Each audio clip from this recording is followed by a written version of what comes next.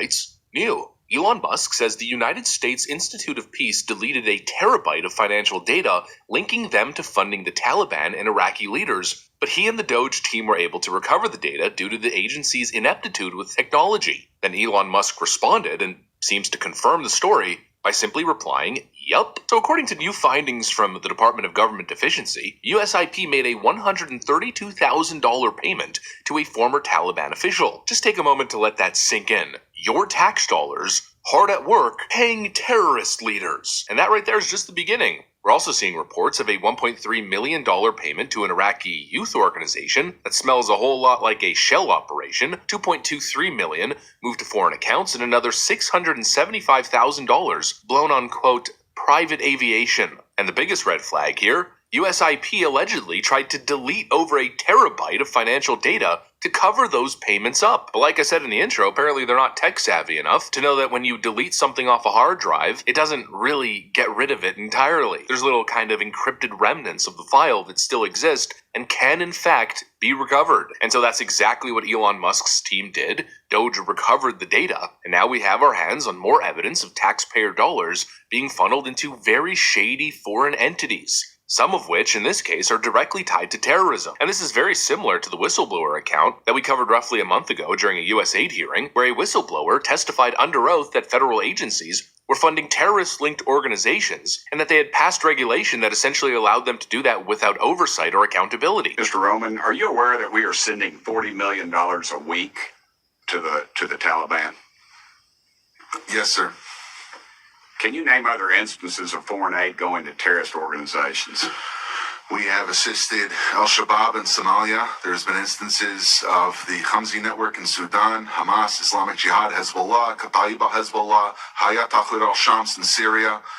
Dozens of terror organizations have received indirect assistance from U.S. foreign aid. Let's use Gaza as our case study. $2.1 billion in American taxpayers' money to Gaza since October 7th when Hamas invaded southern Israel. USAID money was going in terms of an emergency use authorization to try to go to parties that USAID formerly had a relationship with in the Gaza Strip. They had to have been vetted by OFAC. They should have been vetted against the special designated terror list from the State Department and from other Treasury organizations. Waivers were granted because they said that there was an emergency use to have that money come in to Gaza, thereby jettisoning the usual typical screening procedures. As a result, 90% of aid that was going from the United States by way of its agents in Gaza ended up in Hamas-controlled areas. Well, here we go again. More taxpayer dollars being funneled by these bureaucrats straight to the terrorist organizations that we're supposedly fighting. It's unfreaking believable. And look, I know that there could possibly be an explanation. There could be some sort of peacekeeping effort. Sometimes you have to do things you don't want to do in order to achieve specific results. You know, just think about hostage payments, for instance. But a big red flag that pops up in this case particularly is the fact that they panicked and scurried to delete all of this financial data. You know, if there's a legitimate reason as to why they were sending this money to these shady foreign organizations and individuals, then why delete it? If the payments were justified, then, I don't know, simply justify them. But instead, this is what we get. The Hillary Clinton approach. Delete it quick. And people wonder why we support the work that Elon Musk is doing. Well, very simply because it seems as though he's onto something. And we appreciate the transparency. I mean, what's the alternative approach? Simply buy into the brain rot narrative that Elon Musk is the enemy of the people and we shouldn't ask any questions? Just allow these unelected bureaucrats to continue acting with absolutely no accountability, transparency, or oversight, and don't ask any questions on how your taxpayer dollars are spent because that's somehow akin to fascism? Give me a frickin' break. Something is going on here. Clearly, they're trying to hide something. There's a cover-up, not only in the fact that they are seemingly deleting files, but also in their slanderous attacks against Elon. They're clearly trying to stop him from getting his hands on all of this information. And that's concerning to say the least. They want you to believe that what Elon Musk is doing is dangerous, but his track record speaks for itself. Elon is simply the messenger. He's simply showing us